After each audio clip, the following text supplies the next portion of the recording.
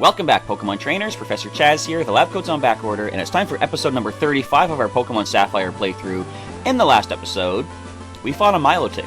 That was about it. Actually, no, we were on our way from Fortree City down towards Lilycove City, site of our next... Actually, no, it's not a gym battle down there, but the next big city we're going to get to anyway.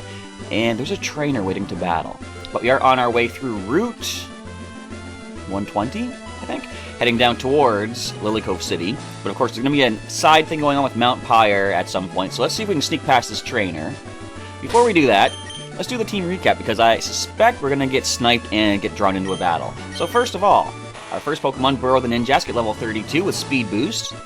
So Speed Boost at the end of each turn. Lonely Nature, which is up for attack, down for defense. Massive speed of 120 and powerful 83 attack stat. He's holding Silk Scarf to power up Slash and Cut, and he's also got Leech Life and Swords Dance. Next, we have Pokémon the Hariyama at level 32 with the Guts ability, upping the attack stat with a status condition. Lonely Nature as well, attack up and defense down. Powerful... why was I going to say speed? Powerful attack stat of 93, and he's holding Quick Claw. He's got Fake Out, Rock Smash, Knockoff, and Vital Throw. Next, we've got Majestic our Swablu at level 33 with Natural Cure, healing status conditions on switching out to the Pokeball. Naughty Nature, which is up for attack, down for special defense. But even so, special defense is a nice powerful 52, and the rest of the stats are all above 40. She's holding Soothe Bell to make her a little bit happier. Don't know really why I gave her that. I guess I'm thinking if I ever teach her Return, perhaps, but I don't know. Anyway, she has Fly, Mist, Sing, and Safeguard. Next, we have Smarty, our previous... What was I going to say? I'm messing up all my words. I'm going to say our possible Silver alumni. No, our previous Silver alumni, Smarty the Noctowl, at level 32. Insomnia ability, preventing sleep, and Docile Nature, which is a neutral nature. Nice special defense of 77, special attack and speed 60 and 61 each. Peck, Dream Meter, Hypnosis, and Reflect is the moveset. He hasn't even been doing any battling yet. Actually, no, he has. We tried Hypnosis and Dream Meter. Oh, yeah! Yeah, against the Milotic. I remember now. Anyway, next up, Skippy, our Marshtomp at level 34, the starter Pokemon given to us by Professor Birch in Little Root Town. Torrent ability, upping water moves on low HP, and Lax Nature, which is up for defense and down for special defense. Powerful, I keep saying powerful, I guess there's no reason not to say powerful. Powerful attack and defense stats, both at 73. He has the Soft Sand, powering up that Mud Shot. Also has Surf, Foresight, and Rock Tomb. And the last team member is Scruff, our Manectric at level 33 with static ability, paralyzing foes on contact, perhaps. Relaxed Nature, which increases defense and drops speed. She has a nice... I can't get through my words today. Let me just slow down a little bit here. Nice special attack stat of 86. Speed is 80, which is very good, and she's holding the Amulet Coin to get us a little bit of extra cash in battle. She has Shockwave, Quick Attack, Roar, and Thunder Wave. Okay, and now I'm messing up my buttons. I meant to hit the B button. Anyway, we are off to a rip-roaring, awesome start today. Let's go and get this item before this guy decides to attack us. Hyper Potion. That reminds me, I should probably move the Hyper Potion towards the top of the bag. But if we're lucky, we're going to be able to get towards Mount Pyre in this episode. Want a battle? That's a creepy way to say it. You just left complete ellipses going on for quite a while there. But it's a Bug Maniac, and we do have our Flying type out first. I keep saying I'm considering teaching Burrow Aerial Ace, but I'm like, I don't really need to just yet. This would be a good time for him to have that. Super effective on Bug types. So as I am recording this episode, it is Friday the 4th, I think, November 4th, and I believe this is the weekend of HalCon going down, a massive convention down in Halifax, Nova Scotia. Usually whenever I can afford to go, I like to go down and just see, my friends for like costumes and stuff, and unfortunately, I can't quite afford to do that this year, so I'm going to have to miss out, but what I want to do eventually, when I can afford to do so, is take a trip down to these various conventions in my area of Canada, and see if I can do like a video recap. I was planning to do that for Anna Maritime this past summer, but as it turns out, I didn't have the right equipment to be able to have a cohesive video recap of the convention, because my camera ran out of battery power at one point, or rather my phone camera. I didn't have a substitute battery, so I had to leave it charging in the hotel room for the second half of Saturday, so I missed out on all that possible recording, and I kind of just fell off of, like, I don't really know what more I can have recorded and do for Sunday. But I did record a lot of the costume competition, if I recall. I don't think I ever posted that, did I? I don't believe so. Maybe I did. I can't remember. Anyway, Bug Maniac is defeated. I lost. You did. Most certainly. I'll try harder. Alright, fair enough. So, berries, P.E.K.K.A berries, let's get those. Curing poison. Of course, we have antidotes for that. But I keep going back and forth between the idea, do I want to use the berries to heal the status, or do I want to use the items and save the berries for Pokeblocks? Because these berries are not going to get me a lot of, what would you call it? I guess conditions for the Pokemon. I kind of want to wait till I get the special ones that are like the Lychee Berry and the Ganlon Berry and stuff, because they give some pretty good boost for your stats. Give the case a shake, and out pops a Pokeblock. And that Pokeblock is caught and eaten by a Pokemon. It's an expression of love, isn't it? Sure. Yes, you understand what I mean. You should take this. The Iapapa Berry. I think that berry is rare. I hope you raise it with loving care. Alright, so let's just... You know what? We haven't really taken a look at the berries intentionally. I've done it by accident quite a number of times. Let's check the tag of the Iapapa Berry. It's sour. It takes at least a day to grow, so that's why I'm not really focusing on doing any planting and such. Eventually, off camera, I will do that when I get some pretty rare berries, because I want to be able to... Ooh, speaking of berries, I want to be able to have a nice supply of berries that I can make Pokeblocks out of. We got some raspberries, we got nana berries, peanut berries, and quailot berries. Let's see if I know my berry sprites. So those are nana berries. I like how all the berries have like a name of a fruit or something that they've just respelled. Yep, peanut berries. Now, if I'm right, these are quailot berries. No. Oh well. I'm pretty good at usually knowing the names of these berries, and I think that just is a testament to the fact that I have done a lot of berry farming in my day. Because I have maxed out, well, as of now in Omega Ruby Alpha Sapphire, since there are no limits to how much you can improve the conditions, I've maxed out all of my Pokemon stats as far as the contests go. What I really like, now I think I mentioned this before, my original playthrough of Sapphire, I did get the stats up as much as I could, and when Gen 5 came along, and it turned out that there were no contests in the Unova region, I will adopt the movements of Pokemon and create new ninja techniques. I thought, are they just going to completely eliminate the contest stats and the ribbons and stuff? Because only if you had a ribbon already attached to your Pokemon when you sent it up did you have access to... Wait a minute, you're going to blow up. Did you have access to see the ribbon page on your Pokemon data screen? So, I thought to save data on the cartridge for like the Pokemon info, they probably might just go ahead and eliminate the contest stuff, right? And I thought if they did, that's unfortunate, but if there's never going to be contests again, I guess that makes sense. But when Gen 6 Omega Ruby Alpha Sapphire remakes came along and I sent Pokemon into that, oh, Burrow, level 33. It turns out they kept the stats that I boosted way back in the Game Boy Advance, and I was like, that's awesome. I didn't think they're going to do that.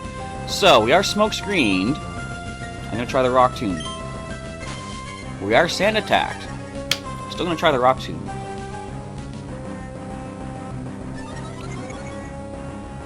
I'm going to try it again.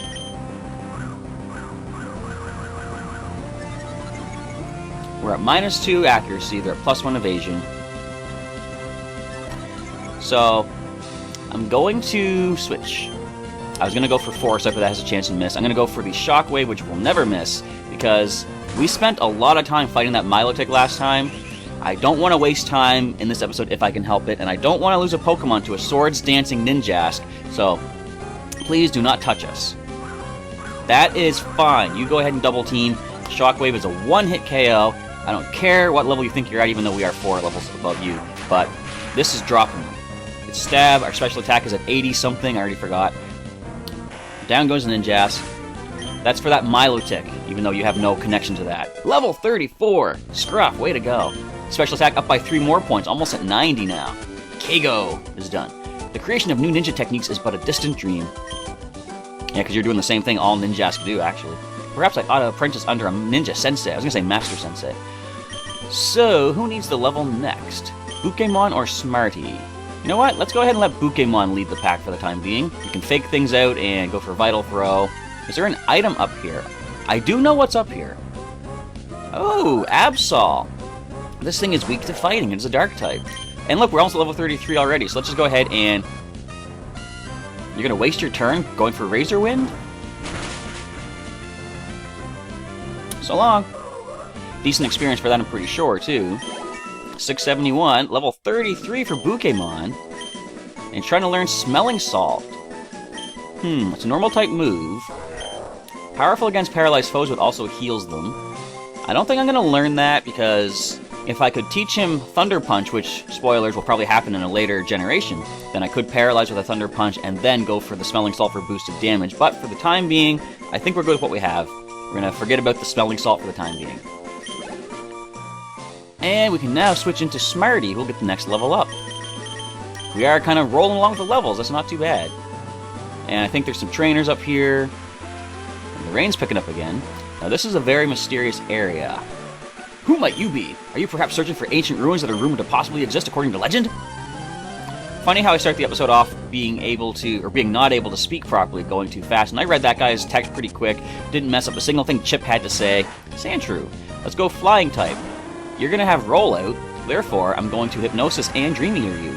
Because with all the I keep saying that, with all the hypnosis that we missed on the Milotic, we're landing that one.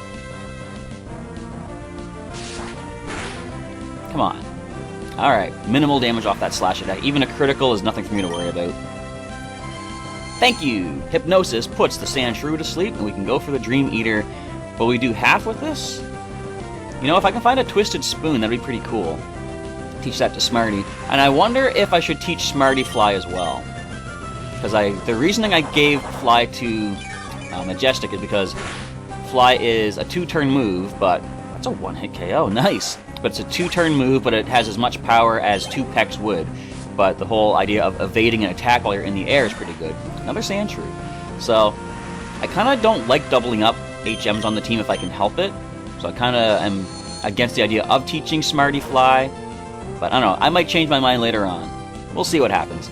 So, Sandshrew is asleep. Looks like it's going to probably be another 1-hit KO with Dream Eater.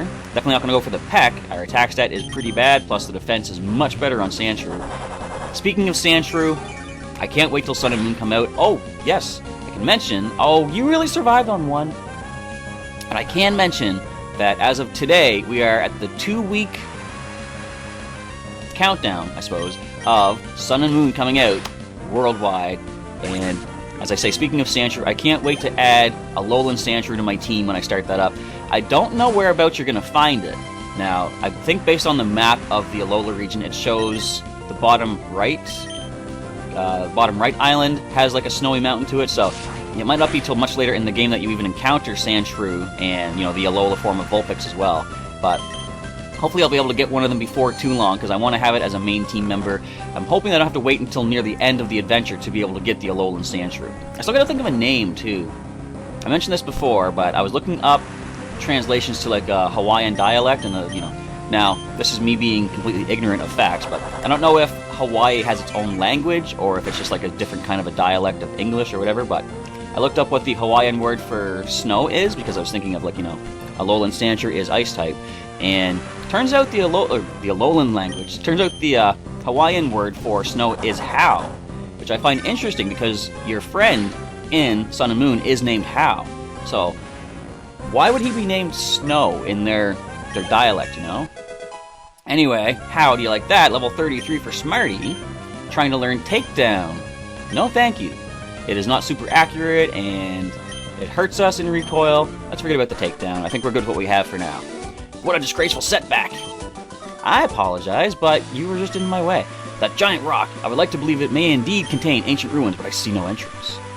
And you won't see an entrance for quite some time. I'm going to need to capture myself a Relicanth and a Wailord. But I don't think I'm going to be doing that anytime soon. But there's nothing else to do up here, just this mysterious rock formation.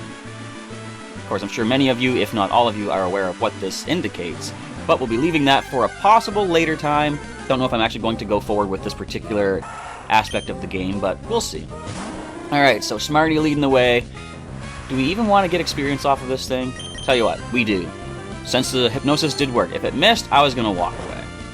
But we can get a quick KO on this, I'm pretty sure. Who do I want to get the next level? I think probably Majestic. So after this, we're going to switch our flying normal type for our other flying normal type. I should say normal flying type, based on the way it's written on their data screens, I'm sure. I never really noticed that before, but watching other Pokemon YouTubers, they have mentioned that there's only one Pokemon in the entire Pokedex that has flying as its primary typing, and that is the pure flying type Tornadus. So Majestic, you can take the lead here. I think we should probably toss a Citrus Berry your way. Or no, we have plenty of Oran Berries. Let's do 2 of those. get you up for pretty much full. There we go. Alright, so Majestic is ready to roll. Let's see if we can find some more trainers on the way to... Where did I say? Mount Pyre. We're on Route 121. And we got a trainer. There we go. There are powers beyond our understanding in the world. Most definitely. Such as? Hex Maniac. You're a card in Pokemon TCG. Oh, a Ralts, level 30. So, let's just go for the fly. Can you even learn stuff like Safeguard? I was gonna go for the Sing, but oh, you got a decent psychic powerful attack. Uh-oh. Never mind. Alright, but if we see a Kirlia, we're probably gonna be switching out. Duskull. You, we can probably go for the Sing. Now, you got pretty good defense. I'm thinking, well, definitely a single fly won't be enough to bring this down. But can we 2-hit KO with fly attacks? Now, interesting thing with Duskull, you don't see it really here in the sprite, but like in the 3D models. It's cool how it has like just a single red light inside of its body, I guess, and you can see it through the holes in the mask. But isn't it weird that it's like, depending on what angle you look at it, it looks like the eye is like, it looks like a pupil basically, and it's looking at you from different directions. It's kind of cool the way they did that. But I think that is a knockout. Okay, not yet. So, go for another fly. This is the downside to having fly. If I could just go for a single hit right now to knock it out, I could get the KO, but I gotta go for a possible to miss fly attack that takes 2 turns. Slows things down a little bit, yeah, but oh well, we got the knockout. I have lost. Yeah, do you understand that? I think you do. Mount Pyre. There is a mysterious power at work there. So what item is over here? I had a feeling it was going to be an item, and it's going to be a hidden item, of course. Zigzagoon. Go for the fly attacks. We're doing pretty good on the levels. I like this. Now, I did want to mention, I did go ahead and check out episode number 35 of the Silver playthrough that we did a while back. And by that point in Silver, now I think we were at the Elite Four, or at least getting to the Pokemon League. I had 9 injuries on the team, and as you can see from this layout, I've only got 4 here in Sapphire. I mentioned last time, oh, we're out of fly attacks? Man. Hang on, do we have any Lepa Berries? I think we picked some of those up. Yes, we do. Might as well go ahead and heal up our fly, get 10 PP back for that. So I think I mentioned last episode, the reason I think we're doing better without, or having less losses, less injuries this time, is because I'm using some evolved Pokemon. And I'm actually using a bigger team this time too. Back in my original playthrough of the Johto region in Silver, I did only add 4 Pokemon to my collection. But here I've added 5 in Sapphire. So, HP up. Nice. So I'm kind of like thinking the rule that I put in for this playthrough is every time I get a gym badge, I can revive an injured Pokemon and bring it back. I like the idea for a reason. I can't really explain yet. I think I said in the first episode I'll tell you why eventually, but I can't quite divulge that just yet, but I'll explain soon. But the thing I don't like about the idea is it's not giving my other Pokemon from previous games a chance to shine because I'm bringing back these Pokemon that I'm collecting here, right? So I might change the rule for the future, like the next playthrough that we do. Pearl, maybe we'll see what happens. Of course, after this, the next playthrough is going to be in the Alola region of Pokemon Moon. And we got some berries here. Alright. Personberry. Next, we're going to get some... Nope. Well, let's get some Chesto berries. Next is Rost berries to heal burn. I like doing this little bit of a quiz for myself. And that should be Aspire berries on that Christmas tree looking thing with the red needles, I guess? Let's see if I'm correct. Yes, I got them all. Perfect. I'm a berry master. Anyway, I'm not going to do a Nuzlocke kind of thing for Pokemon Moon playthrough, but if you have been following me on Twitter, a while back I did post a picture of the layout that I'm going to be using for Pokemon Moon. I do have an injury counter planned for that. Okay, good. Not good. We're going to switch. Alright, let's go into... Let's go Pokémon. So, I'm going to keep track of the injuries that I do suffer in the Alola region, but I'm not going to probably box Pokemon away. Ooh, Sand Attack. Alright, so let's go for the Vital Throw immediately. Because I kind of want to play through the game as just a standard playthrough. My first time experiencing the Alola region in Pokemon Sun and Moon. I want to play it as a standard game, just for the fun of it, you know? But, just to see if I've learned some stuff from these Nuzlockes that I'm doing, I kind of want to make it Like, not a Nuzlocke in the sense that I'll lose a Pokemon, but just to keep track of how many injuries I do suffer along the way. So, it might make it a little bit more interesting. I'll see if I can break my record. So I've only got 4 injuries so far here in Sapphire. Stop! Have a good look at my precious Pokemon! So let's see if I can get through the Alola region when the game comes out with even less injuries. Who knows? Jessica's got a Kecleon. Should we try to sing this to sleep? Sure. Yes, alright, so now we go for the fly attacks. And almost a level 34 for Majestic, so we can switch her out for someone else to get some experience after this. I've heard some people say that sometimes it's better just to like try to solo run a game with one Pokemon. It gains all this experience, levels up really high. I don't like that. I like to have my team kind of widely balanced and stuff. It's like I was saying with the grinding montage, or the idea with the grinding montage is make sure the team is on par. Because you never know when, for example, if I was just solo running with Skippy, if a grass type comes along, what would I really do in that case? If I had all Pokemon of like level 15 or lower because I wasn't focusing on them, that could be a bit of a problem. So I like just trying to keep things balanced along the way, and the grinding montage is a good way to do that. So up we go. Isn't it weird? I'm being binded or bound, or whatever you want to call it, by this Kecleon, but I can still fly to the air. It'd be kind of cool if they did something where it went up with me, because it's like, now what exactly would it be binding me with? Its tail or its tongue or something? Either way, we kind of funny to see Swablu fly through the air with a Kecleon hanging from its, with its tongue wrapped around it. Alright, can we sing this to sleep? Yes, Sing is actually pulling through quite a bit. The grinding montage used up all of our bad luck for that, it seems. And can it stay asleep for at least one turn? Well, after this one, because the Kecleon woke up immediately, of course. Thank you! Alright, so how much damage will we put out against this Seviper? I think... This is the first time we've seen a Seviper? I think it is. What is it? I know Seviper and Zangoose are version exclusives. At least I'm pretty sure they are. And I think Sapphire has Zangoose. I might be wrong, but I don't think I remember seeing any wild Seviper in the area. I could check the Pokédex if I'm really curious, but don't. Don't do this. Don't. It hurts. Alright. It's a bit of a risk. We're going for Fly. We might miss. And they might get a critical hit on us if we do miss, but I think we'll be okay. Seviper is gone. I couldn't think of a rhyme for that one. Oh well. Jessica is defeated. Oh, how dare you! Don't take it so seriously. Too late. I've already done so. Maybe I'll go catch more Pokemon at the Safari. So, since we have leveled up with Majestic, we can switch into... Let's go to Smarty, who wants some redemption in battle for the issue against Milotic. Yarr! Okay, we're ready to move out to Mount Fire. I guess we know where we're going.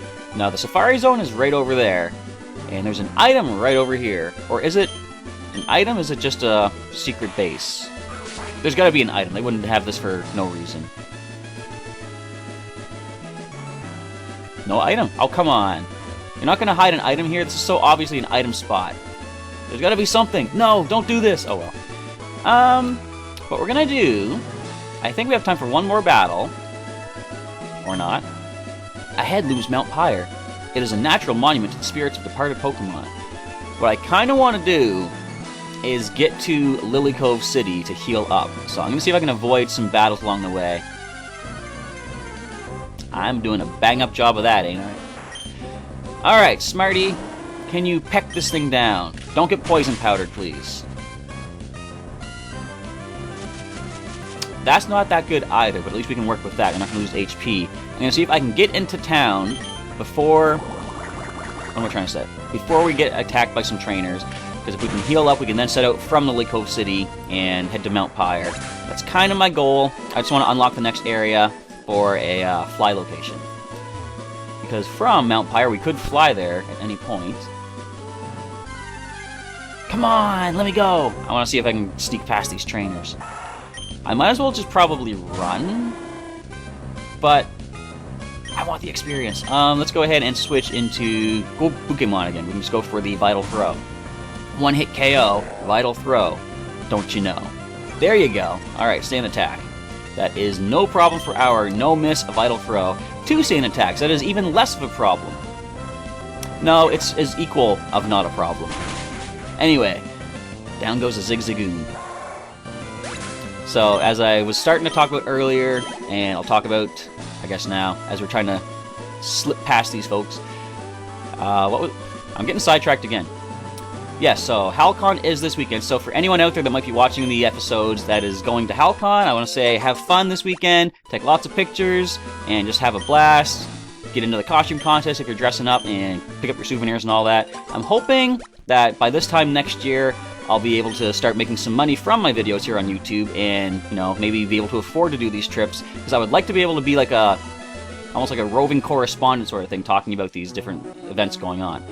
But with that, we have reached a Lilycove city. Let's go for a heal up here in the Pokemon Center, and we're going to save the exploration of this city until later on.